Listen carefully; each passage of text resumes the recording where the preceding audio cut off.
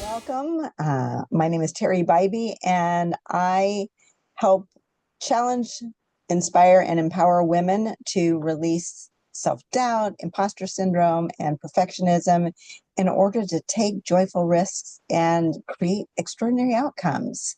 And today I am doing one of our women leaders interviews series, and I've got Terri Sershen here, a long-term friend that I worked with back in the day. But I'm going to ask Terri to introduce herself and tell us just a little about her and her business. Hi, my name is Terri Sershen. My business, I own a dog training business. It's called Paws on Cue. And what I do mainly is go into people's homes now. I've kind of shifted. I can also do group classes, things like that. But I've got interested in dog training and actually horse training and parrot training while I was working in corporate America. And this seemed like just a great stepping stone, was something that I could do, as a secondary job. And then once I left corporate America, I just started going full bore into training. Huh. So I went in, just a little bit of background too. I knew that this wasn't something that I could just pick up. So I did go through schooling because I wanted to understand animal behavior and I wanted to understand how to train correctly. So I did go through the Karen Pryor Academy in order to get certification to become a professional dog trainer. So that's where I am right now. Just asking a little bit about that.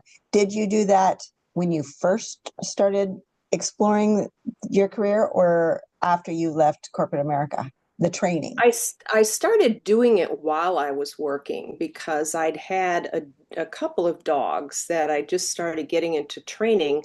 I didn't like the methods that I was seeing out there in the dog club that I belonged to. So I decided to explore other ways of training, and that got me down the path of looking at clicker training, which started me down going to school and everything else. And then once you start understanding animal behavior and you can see some of the things that animals can do and are capable of, you just get sucked into it, and it's just absolutely amazing. So that's what started me on that journey and on that path. And I'm continually taking education and classes and seminars and going to clicker expos every year and things like that, because behavior changes, the ways of training change a little bit, and they're finding out new things because it is a science.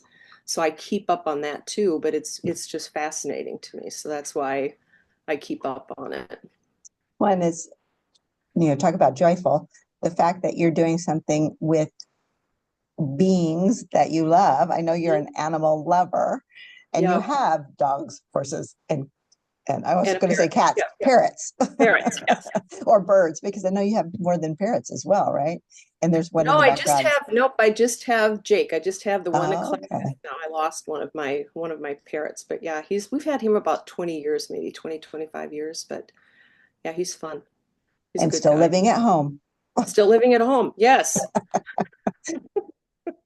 Well, it's just fun to hear about this kind of thing. So, when you think about the career, what really inspired you to take what I call a joyful risk to get out there and really get going on your career? I think because I wanted to spread the message. I think because I felt very in the dark about animal training when I first started getting into it, because there's what we call traditional training.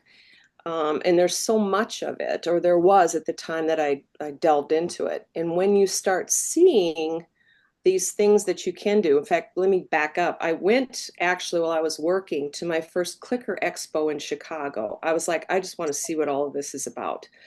So I went up to a clicker expo and was absolutely amazed at what you could get an animal to do by using a marker signal.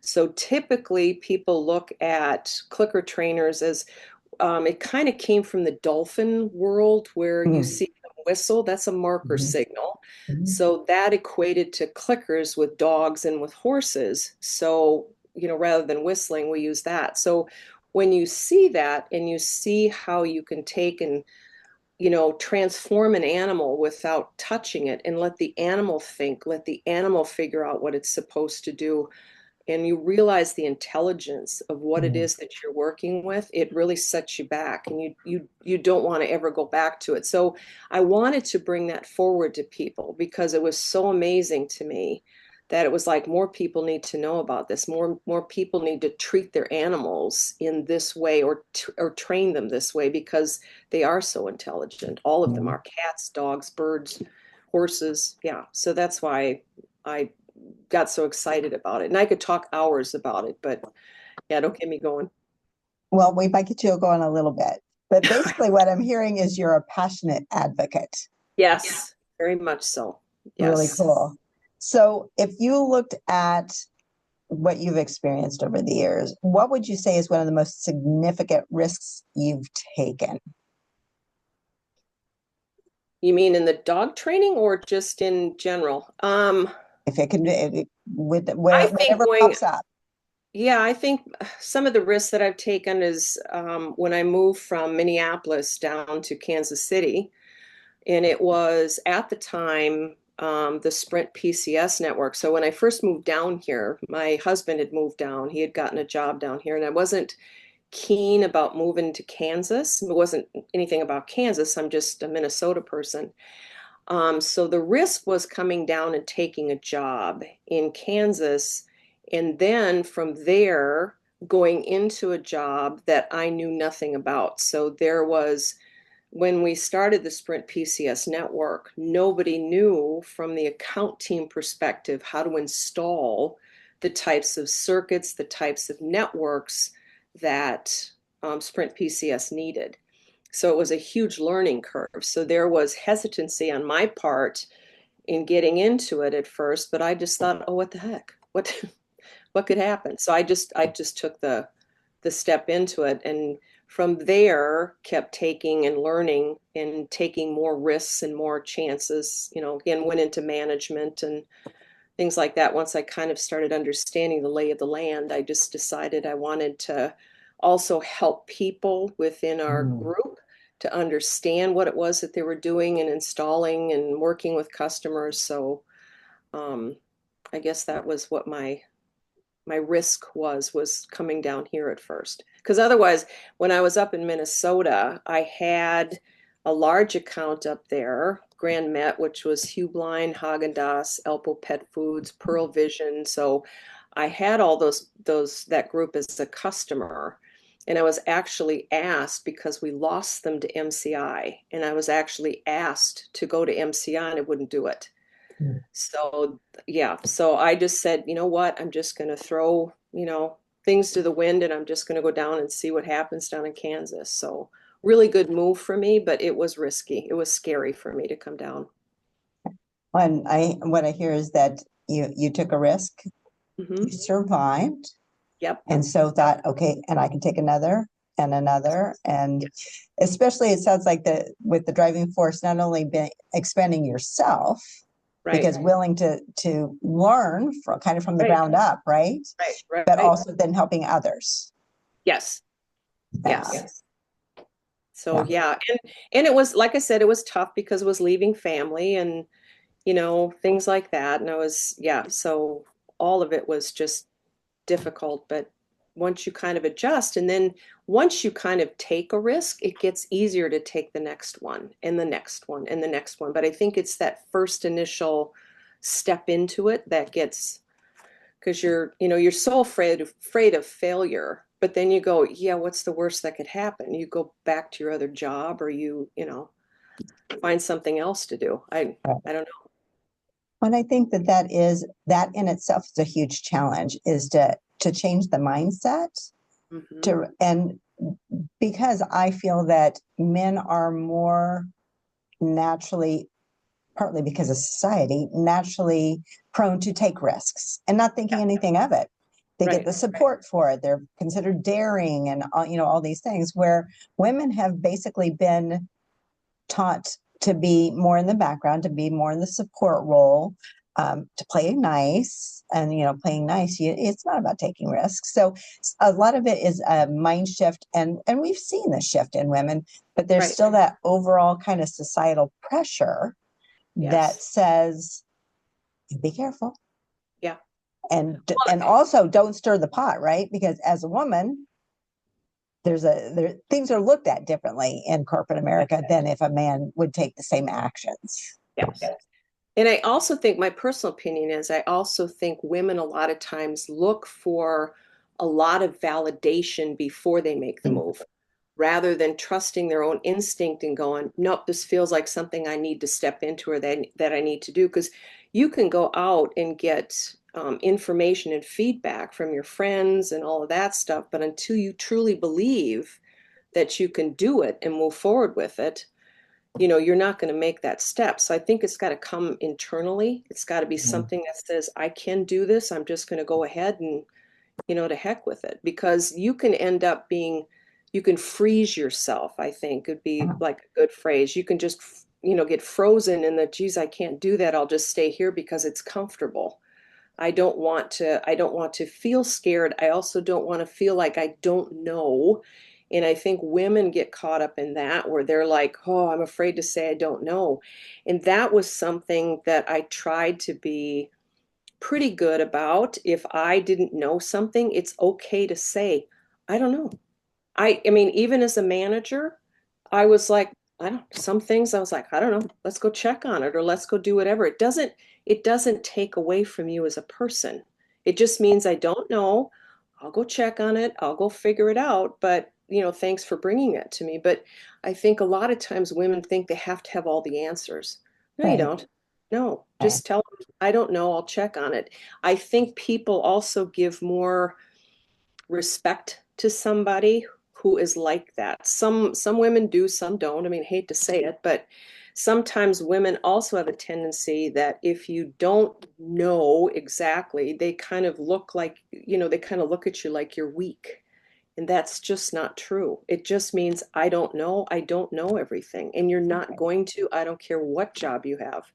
You've got to be okay with saying, no, I don't know. I'll Right. check into it. So, Well, and I think there's two really important points you bring up. Number one is we can't know anything, and if we say that we do, then we're lying. right, right, exactly. Well, that's the other thing. Yeah, you can lie and then go and check, back and get, find out some sources for you. But yeah, that doesn't help you. Well, and if you don't know, part of what you were talking about is and it can be judged, and it kind of depends on your situation. It depends on the organization or the agency and how they look at things and how they've processed things and how they've taught their leaders Right. on. I mean, because you talk to some people, and if you make a mistake, you are going to be fired, right? Yeah. And Yes. others, it's like, okay, if you make a mistake, that's fine. Don't come to me with the mistake, but come to me with the solution. Right. They have made Right. the mistake, but here's what I think we should do, right? So part of it is that part of it, I think the kind of the other point, well, that's one point. The other point I think also is, you talked about listening within, and it is a strength that women, I think, have more so than men. But you're right. I think a lot of women are afraid to trust it or are looking for that outside validation because they're like playing in a man's world. Maybe they need Right. it because of that or whatever. But yeah, a couple of really important points for any of us to consider Right. when Right. we're taking those risks. Right.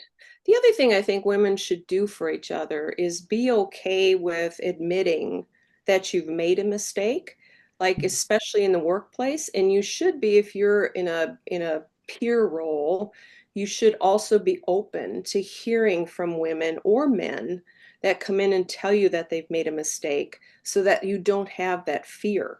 Because the one thing I never wanted people to do, and they could have, I have no idea, but I didn't want them to be afraid to come in and tell me if something happened. Right. Because you do have employees out there that are like, oh, geez, I'm going to get fired. I don't want that to happen.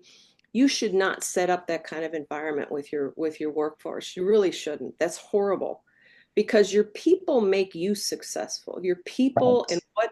and what they're doing, you want to make them successful. Your job is to get rid of roadblocks for them Well, if they can't come to you and be open, and I think some women, like I said, are very guarded about that because they're like, I need to rule with an iron hand, or I need to, act this particular way. And I just Right. don't believe that.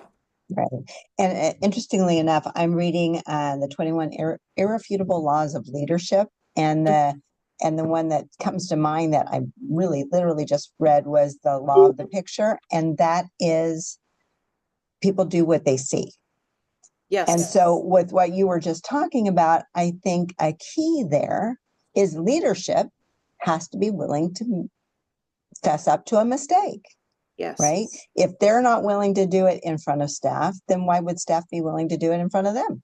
Right. It sets the tone, I think, for your team, for your group. And I think that's one thing that, any woman that I see that, wants to move into that position or whatever, that would be something that I would consider. But even with your peers, Mm-hmm. don't, just be open about things, just be, cognizant and aware that you are going to make mistakes. I mean, that's just the nature of the game. I brought down a whole call center, disconnected a bunch of circuits. I'm like, la la la. So, I mean, and I fixed it, but I went in and owned up to it because all of a sudden we're getting calls going, hey, a call center's down. I'm like, what if that had anything to do with what I just disconnected? So if you fess up, I didn't get in trouble for it. I mean, it was just like, oh, that's what you did. Well, let's get that back up online and we fixed it. But when you hide something like that or try and blame, Mm-hmm. that doesn't help you, and that certainly doesn't help the people around you or anything else. It's just like, yeah, yeah. Stuff happens when you're working. So don't be afraid to fess up to things. Yeah. When I think that when we talk about the hiding or the blaming, what we're creating as individuals doing that is all kinds of anxiety and fear, right? Yes. Because if we can't be number one, I think from that perspective, you're not being honest with yourself, right? It's like Right? about even why you maybe don't want to fess up to the mistake, but to be Hmm. able to do that and trust that things will be okay. I mean, even if you got fired, Right. things will still be okay, Right. right? Instead, you're building all this anxiety and stress, and I mean, And because you're true, illness. yes, and because you're true to yourself. Because I think I don't know how I would have lived with myself if, because they would eventually track down who it was that disconnected it. They could have seen my ID or whatever. So how embarrassing is that to have somebody walk into your office and go, "Yeah, we happen to know you did this. How come you never said anything?" Right. And that's just Not a that they rough would do it that way example, but necessarily, but still, right, right. right? And I would have sat there just, in fear going, ooh, And the shame shoe's and gonna guilt. I drop mean, here. Yes, all of that gets wrapped into it. And it's just not worth it. In right. particular, now that I'm older and have been through corporate America and stuff, and I look back, it's like, when it comes right down to it, I don't want to make it sound trite like nobody cares, but nobody cares. It happens. Stuff happens. So don't get so about it. Just get over Right. it, you know, and then kind of move on. Yeah. And that too is a risk, right? The risk Yes. of, well, first we were talking about risk of even admitting you make a mistake, but it's about owning it Yes. and whatever that means afterwards, right? Whatever the consequences should be. And in just from our conversation, when we talk about the transparency and owning up and being honest, Yeah. um, the consequences are going to be light no matter what, right? Right. Because we haven't internalized all this crap and we don't Right. have all this external energy of the fear and the everything else that would go with that. Because even if you didn't get caught for years, that would be hanging on you, Yeah. right? It Yeah. would, because Yes. you wouldn't be able to let it go because it's like, and somebody's going to find out someday, Yeah. right? Either So, that or somebody else would have gotten in trouble for it. And then you're sitting back going, I should open my mouth. The other thing, too, I think people, because we run into this in the dog training world, is there's a level. So I think people get hard on other people, both from a manager and a peer perspective. They think that they have to be harsh or hard, and I don't think that way. That's even coming from the dog training side. So the traditional way of dog training is basically you better do what I tell you or else. And Mm. most people that are on the traditional side think that a dog has to be, told what to do in order to gain its respect. In other words, you have to correct it, you have to make sure that it doesn't step on a line. In particular, horses get treated that way. They're bounced around and kicked and all kinds of stuff and beat because of that kind of an attitude. And when in actuality, when you give people choice, when you give animals choice, when you show that people are going, or and when you show vulnerability, at least this is my personal opinion, if you show yourself as being vulnerable or accepting or, you know, oh, what's the word I'm looking for? Like you're good with people coming and talking to you and showing that communication and that back and forth. I think that garners the respect. I Mm. don't think you have to be harsh or hard or difficult or demanding in order to be respected. And I think that's a misnomer that I think a lot of women that I've seen, because even talking with my sister who's still working full time, she's got a manager that's like that. And it's like, you don't have to act that way. You just don't. You don't, in order to be in charge. So the women that I would follow, and I had some great mentors or some great managers or directors actually that I worked for, the ones that I would follow to the ends of the earth were the ones that I had respect for because they respected me. Mm. The ones that I wouldn't follow, I mean, I worked for them, but because I got treated harshly, and that includes the man's world and the woman's world, because I got treated harshly for them, if they'd have gotten fired and moved to another company, there'd be no way I'd have followed them. I'd have gone, see ya. But the respect that I had for those women that were, leaders, but still, open to discuss and to be, clear with, yeah, I don't know, but let me find out. And, being, I don't want to call it vulnerable because that sounds like it's a weakness, but I just don't think you have to be dictatorial Right. or in order to be a good person or a good worker. And I think that what we're also looking at is having the title doesn't make you a leader. Makes you a boss, makes you a That's manager, but doesn't make you a leader. And if you're that's a not, really good if point. if people are not your first priority, you Hmm. really probably shouldn't be leading. And No. if you're harsh and if you're, dictatorial and all that, people are not your, even in your consciousness, probably, right? Right. Right. So I think that, and even with what you said a little bit earlier, talking about women and leaders, I think that some of the challenges oftentimes is that women do feel like they need to step up more like a man in the man's Yes. world, and they think that's how they perceive it happening. And I'm Hmm. sure there's men out there that do it as well. There Right. are, Right. but the gift that women have and don't often use is the vulnerability, the Right. intuition, and the ability to connect because they care. That's big. That's huge. And so if you don't even acknowledge that within yourself as a woman, you're I can't think of the right word, but you're blockading yourself from being a true, really Yeah. effective leader, Yep. Yep.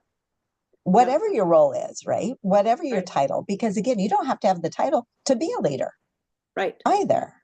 No, and that's very true. That's very true. Because I can remember even my husband talked about he changed his management style based on because he was kind of the mind that you don't stop and talk with your employees, you don't get to know them, that kind of thing. There's a job to do, you need to get them to do the job. But Mhm. he changed and softened because he started recognizing, he read some management books about it, but it's like there's nothing wrong with getting to know your employees and showing that you care about them, not being trite about it, like, Mhm. well, how was your day? And then anyway, kind of walk away, but Right. to show that you truly care. Mhm.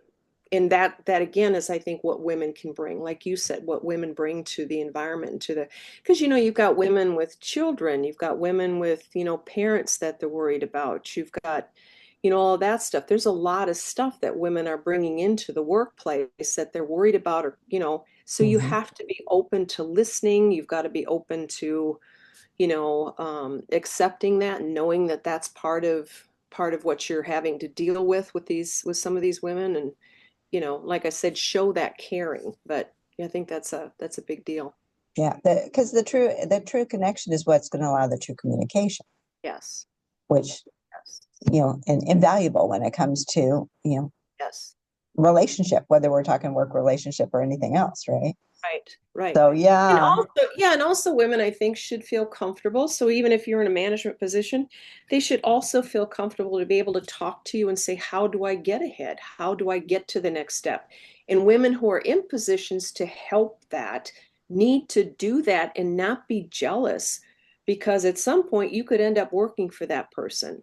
Mhm. There's no reason to be jealous of somebody else's, work or what they're doing or anything else. I mean, everybody's got their own little thing that they're doing and their own goals, that kind of Mhm. stuff. But sometimes I think women are particularly hard on other women because of that. It's like, well, who does Right, she think she is? And that you don't need to do that. You just don't. right, Because helping another woman, how do you know she's not going to be at some level at some point that she can offer you a step up? So right, it's in your best interest. If, again, if she's a jerk, that's one thing. But if she's right, a good person, yeah, it's in your best interest to help them along. right. And in a lot of the leadership books that I've read recently, part of what they talk about is the best leaders are the ones that build leaders. Yes. Because Yes. what you're doing is you're showing your strength by Hmm. strengthening these others. And you do want them to succeed and maybe succeed Absolutely. past you, but Yes. that doesn't in any way lessen your Yes. success. So Yes. yeah, that, and I think that again, going back to kind of the male roles versus female roles when it comes to corporate America, I think men have, partly because of the good old boy syndrome, men Right. have always been okay with being there for other guys. Right. Because it's Yeah. like put the arm around him and it's like, yeah, let me show you the way. This is what you should do, or whatever. Where women weren't taught that. Yeah, So I'm in complete agreement. I Yeah. had a lot of women bosses that were kind of crap. And part of the reason is because again, they didn't make the connection. They weren't there to support my growth, Right. you Right. know, or even I look back and I think to myself, I've been a leader in almost every job I've ever had. I ended up being in a lead position, but I never went into supervision. And I'm not that I really wanted to, honestly, but No. looking back, part of what I realized is I never had a woman leader say, hey, you'd be good at this, or what would you want to do as your next step? I was moving into leadership positions in my roles because of my skills, but I was Right. never mentored Right. Right. to show me a different way, Yeah. honestly. Yeah. And I totally believe that everything happens for a reason. And so there's a reason that I've had the journey I've had. But it's just Right. interesting to realize part of that is because women didn't know how to be leaders. Yeah, and I think women also in those positions, like again, when you're in a management position or even a director, you're so worried about how you're perceived, Mm. and you're so worried about kind of managing up that you don't recognize that the people around you are the ones that are making you successful. You're Mm. not doing it. So don't take credit from, because I've also had managers do that where, I'm sitting in meetings and they're taking credit for something I've done. It was actually a peer that was doing that to me, but it was kind of like, well, wait a minute, but it's that kind of stuff that just takes away from you. How do you go home and say, I just took credit for somebody else's work? And it doesn't diminish you as a manager to say, hey, this individual just did this. This is fabulous. Mm. I just want to point them out. And I think women are hesitant to do that. I don't know so much men. Probably the same, probably both. I think there's been a management style because I'm old, and I think that was some of the management style then too, Yeah, was just to take it on and look what I've done. And it's like, but it's your team. And if they're the right, ones who brought that forward, highlighting them does not diminish you at all. It does right, not. It just doesn't. right. And it is, and and things are shifting, I think, and I think we're seeing more of it, but there's still that out there. There's still that to be considered, and that's still that to be overcome in a sense, right? Right. Um, we've talked about a lot of great stuff. I want to go back and hit a couple more of my other questions. So when you've talked about risks that you've taken throughout your Hmm. career and in your own business as well. So how do you overcome self-doubt or fear when you're getting ready to take these risks? I don't think you ever really overcome the fear. I think the fear is always there. You just step into it and just say that this is just part of it. It starts to dissipate, but you have to recognize that if you wait until you're perfectly comfortable with it, it's never going to come around. Everybody's afraid of something out there, whether it's, even showing my dogs, even going into a dog show is fearful to some people. In fact, we have a problem now where there's a lot of young people who are terrified to go and show their dogs in front of a judge in an open forum, because you go in and you have to show your dog. I'm not talking confirmation, but in obedience or rally or something like that, there's a fear there. And it's like, you're going to sit around and wait forever if you Mm, think that you're going to talk yourself out of, meditate yourself out of the fear, do whatever. It's part of it. It's just mm, part of it. And you just learn to go, okay, I've got this nervous fear. I just need to step ahead. I know if you're terrified, that's one thing. I mean, right. yeah, that's a whole different thing, but you're going to be nervous. If you're not, I would almost think that there was something wrong with you, to be quite Oh, honest. But interesting. you know what Yeah. I mean? Yeah, I Yeah. really do. Because anytime you're taking a risk, you're stepping out of your comfort zone. When you step Mm, out of your comfort zone, what's your body going to do? Oh, I don't think you should do that. yeah. Well, do it. Just do it, especially if Yes. it's something that you really want. Right. And I think that that is actually part of the reason I use the key phrase joyful risk, because Yes. there's like two or three little points that I want to make all within this. One thing is, I think that people forget that every Hmm. change is a Yes. risk. And we have Yes. changes every single day of our lives. Yes. So what they forget is they are surviving change and surviving these risks of the change every single day.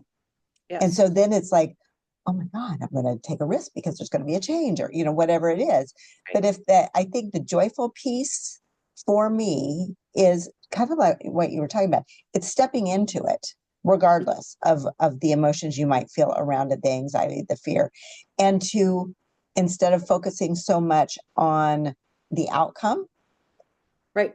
rather the journey itself of, Mhm. and look at what I've done, and look at this step, and look at what my animals have done, and look at this step, and I got this bad feedback, but look at what I've learned from that. And it's that ongoing journey, is taking the joy in every success, with every risk we take, with every change we survive, because it's that Right. reptilian brain that's going, oh my God, I'm going to die if I do this Yeah. or do this Yeah. wrong, or if they say something, or whatever. Yeah. So And you that's, have I to think, be, I think women too need to be gentle with themselves about the fact that they're not, when you go into something that you don't know, you're in learning mode.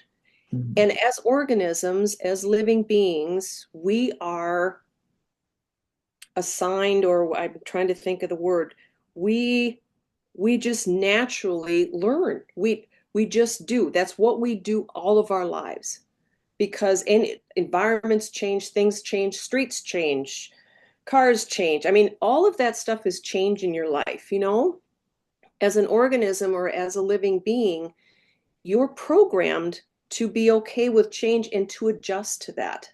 So don't be afraid if you don't know it. Don't be afraid to go, oh, geez, I can't do that job because I don't know it inside out and backwards. You're not going to. You're not going to when you start a new job.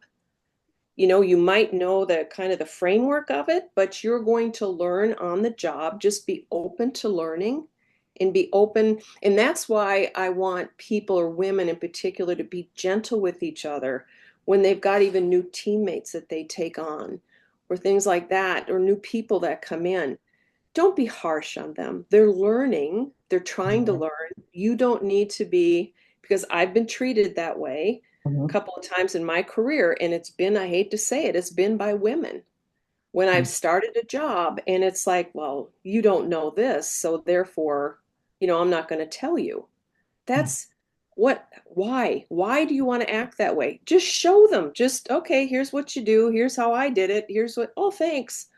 But this whole wall of, well, I learned it the hard way. You're going to have to learn it too. When all you're doing is coming in and asking questions, be that person that's that go-to person for Mhm. people. Be that open personality. And also, like I said, because the other thing I remember telling my team this, one time I was like, we were sitting all on a table and because I always hated it. If you've got information, share it. If you Mhm. know how to do something, share it. Because once you release it, it allows you to learn something else. To covet it and to just sit with it and go, I'm the only one that knows this, therefore, I'm safe in my job because, as you know, we had a lot of layoffs and stuff. Therefore, because I know this, I never, I just did not go by that. I was like, you need to share, you need to teach, you need to show, Mhm. because it only opens up your brain for more Right. information and to learn other things. And it takes the stress off of you because you're like, well, Betty knows how to do that too. So go ask Betty to help. But if Right. you're the one that's going to be holding on to this, and by God, I'm not going to share how to do this with anybody. Yeah, I just never liked that kind of stuff. But it was things that I saw in the workplace that I tried to kibosh or tried to say that's just not acceptable. Because women need to be more nurturing to me in the workplace with each other. They need to be gentler with each other and not so worried about how much that other person knows or, you know, that kind of thing. But that's my 2 cents on that. Yeah. Maybe even 5 cents. I'm Five just cents. saying. Yeah, five. We'll do 5 cents. Well, and it's okay. I'm going to just go ahead and ask my question because you actually started going here. So what advice would you give women that are hesitant to take risk? I would just tell them it again, it depends on the risk because I hate to categorize all risk. It depends on what it is. If it's like moving to a new location, if it's a promotion, if it's, again, I don't know. If, I'm assuming we're talking kind of job risks here. Could be. Yep. If you feel comfortable, in other words, you must have thought or felt that in the back of your mind, I can do this. Listen to that little, listen to that little cell or whatever it is that's talking to you and just step forward and do it. Or if you've been asked, hey, I would like you for this job, go for it.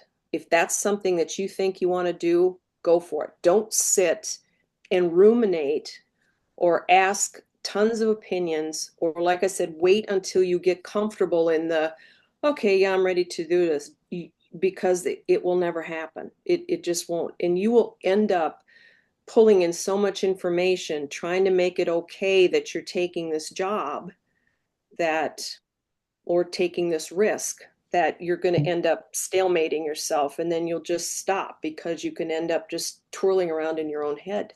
Yeah. I And just then believe that just stepping forward, just step into it. right. And in the second situation that you were just describing, part of it is trusting that others see something that you might not in yourself, Exactly. right? Yeah, and that's very true. And Yes. again, if it doesn't work out, so what? That I think that's and maybe it's an age thing, but that's part of the freedom I've got now. It's like, I'm Yes. willing to take the risks because oh wow, maybe it's fantastic, maybe it's better than I could have ever imagined, and maybe Right. it's not, but it was a moment in my life, so I can take the next risk, take the next step. But if I don't Yes. try, I sure as hell will never know. And I think that's very true. I think again, to your point, you're young yet, but at my age, being old, I do look back at that stuff and I think, yeah, when push comes to shove, in the grand scheme of things, it's just a bleep in your life. If you Mhm. take a job and you go, don't really like this, find another job or see if you can step back into your previous job. I've known people that have done that. They've gone, this isn't what I thought it was going to be. So Mhm. go ahead and step back, but also give it enough time. So you're going to be in that new job. You are going to be uncomfortable. You have to sit in that being uncomfortable state, and you have to be okay with that. Because, and again, just learn, just keep on asking questions. That's the other thing I would tell women is don't go and sit at your desk or sit back, wherever, whatever kind of job you happen to have, and expect to get it through osmosis. If somebody isn't giving you that information, go find somebody that will. Just keep asking questions. You've got every right to do that. And also take your own initiative. If you think something, because I think that's the other thing some women will do, and some people in general, is they wait for somebody to tell them next step. Well, what's my next step? Don't Mhm. do that. Figure it out yourself. You get the general framework, but then go, am I supposed to do this? And then start moving down that path. Or is this something I should do? Then move down that path. Because managers are there to help manage, and so are your peers and things like that to help you. But don't sit at your desk or sit at your, again, whatever kind of job that you have and wait for somebody to go, okay, step two is this. Because you have to have the initiative and the wherewithal to know that you've got the intelligence to figure this out going forward. Just go, well, I think the next step looks like this. Is this, something that I should do? And I've seen people do that sometimes, and it's kind of scary because then those people become a burden to the people around them because they're like, oh, geez, I've got to go in there and tell them step three again, or I've got to, Right. because they're not putting that together and kind of moving forward with it. But yeah, It sounds like a huge aspect of that is trust yourself. yes, Everything from the beginning of listening, right? You're talking right, about listening from the back of your right, mind to trusting yourself enough to that you can get the knowledge, that you can go out and find out, and trusting yourself to take the step into the fear and knowing yes, you're going to be okay. yeah, It's so a huge piece sounds like trust, right? yeah. You have to trust yourself. And like I said, I think women and you just have to be gentle with each other, just because I think that's what's driving some of the fear with people. Like I said, dog shows and things like that, is they're afraid to look like fools, afraid to ask stupid questions, afraid to, I didn't care. After a while, I didn't care. I don't care if it's a stupid question. I'm going to ask this. I don't know, and I've got to get this done. So, and let the person deal with it that's answering the question. But you've got to just kind of push through that. And unfortunately, I think we've become almost a society of just being so critical and so, well, that idiot, how come they didn't do that? Or how come they didn't do this? Just don't listen to them. Just go ask who you need to. And like I said, you're going to find that person that you can get the answers from, and that will help you. And that's the person. Absolutely. Well, and from kind of wrapping things up a little bit, what do you see as the role of joyful risk? How do you see joyful risk evolving when it comes to women in leadership in the future? I think Joyful Risk, to me, it would be a great place for women to come and talk and to get that peer support.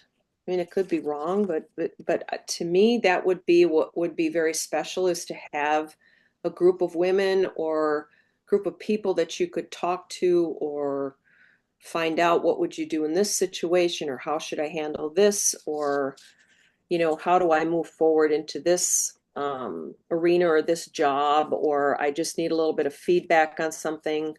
What I mean? To me, I think there needs to be kind of an open forum for women to be able to come and talk and say, I'm really nervous about this. Like I said, I'm not asking for somebody to keep, no, no, you're fine, but to help kind of bolster them and say, nope, you're thinking the right way. Just go ahead and move forward into this, because women don't really have that out there, I don't think. Men I see do that. I don't know a lot of women groups that do that. Um, my husband, he's got his group of friends. I mean, they all bolster each other through stuff. I mean, it's like, hey, I'm thinking about doing this. What about that? I think having a venue that would allow women to come together like that and have those open discussions, because then you can get other perspectives too. So then again, if you're in a leadership role or whatever, you don't feel so alone, because you certainly can't sit down with your employee and go, well, how do you think I handled Bob today? So you know what I mean? So you want that, this is what happened. How would you have handled this? Or did I handle this the right way? That kind of thing. It kind of helps, almost like a mentorship for women. I think would be fabulous, because I think they need that feedback. Well, I have to tell you, I'm thrilled to hear you say that because I know you don't know a lot about my business, but Women Right. Who Risk, that's a real uh, foundational piece is bringing women together to talk about Hmm. what it means to be women in the world, through leadership, through employment, through you know everyday life, honestly. But yeah, to have the venue, the forums. I actually hold forums specifically to help with that. So that, and again, that's a, or not again, but that, and that's a part of the reason I have this interview series is because it's women like yourself that help inform what it is that's happened in your lives, that therefore you're not the only one that's happened in such a way, Yes. and to let women know that they are not alone, that you can take these risks, you can have success, and here are some of the ways that it's happened, and here are some of the things to watch out for, and here's some of the suggestions. So just even these interviews lay some groundwork for, I think, others to be able to step into their own. Yeah. Um, so And it's to also really and to exciting. also know, yeah, and to also know what other women have gone through, because you sit out there and you're an island, and you're kind of, especially if like you're a homemaker or something, and you haven't been out in the workforce, and you're going, I think I can do this, or I want to start my own business, and but I don't know, how to start down that path, or some of the things to look for, some of the fallbacks, or some of the roadblocks, I should say, those types of things. So having that group of women that are positive with each other and helpful and nurturing and kind of like, yeah, you're on the right path. Yep, just go for it. I think that would be extremely beneficial, especially for, younger women, or like I said, women that are, homemakers and just trying to step into the world and saying, what can I do? Because I think when and I know this from being retired and having just my own business, I'm not around people all the time now, Mm, except for clients and stuff when I go. And you can get lost in your own head. You can go, oh. So having somebody to open up to, or say, hey, I'm thinking about doing this. What do you think? It kind of opens up a whole nother window to your world, and you can go, right. oh, I am on the right path, or this is something I should be doing. Well, and one of the things that I believe at Women Who Risk is it is about sharing your story. It is about being the witness to others, being the support system, helping to uplift each other, because we're all going to have challenges. Yes, absolutely. And part of living life is dealing with those challenges. But if we can do it in a more supported system, Hmm. that's that's just going to Right. ease the way a little bit, and it makes those risks easier to take because we know we're not, even though it's us taking the risk for our lives, for our careers, our whatever, but you're not in it alone because you have that person to talk to, or you have that person to ask questions of, or yeah, Right. very much. I so appreciate what you said, for Yeah, because sure. I honestly think, this is just again my perspective. I honestly think women are so terrified of failure. They're just and that will immobilize them. And it's like, but you can't let that immobilize you. I could be dead wrong. My husband could run up here and say, no, that's not true. But I don't see that so much with men. Men just, they'll just barrel right into it and just go, yep, if it happens, if they lose their job, if they, go find something different to do. But women I see just, almost immobilized by terror because of, the fear of failure. And I think that's one of the reasons, like I said, we're not seeing women showing their dogs and going out, because they don't want to be out in front of all these people supposedly watching them and have their Right. dog fail in front of them. And it's like, nobody cares because everybody's so worried about themselves and their dog out there. Right. They're like, we're not even thinking about you. We're just busy, you know. But that's the thing too, I wish women would start to get over. And I hope that your group would help them, do Hope things like so that. too. I truly, truly do. Well, Terry, I have to say, I am so thrilled that you took this time with me to talk about Joyful Risk, to talk about your own journey and sharing your challenges, sharing your insights, because I feel like it's really invaluable what we've discussed for other women. So I am thrilled that we were able to do this. Thank you. It was fun. I loved it. Well, with that, I will say I appreciate you so much, and we will end the recording here.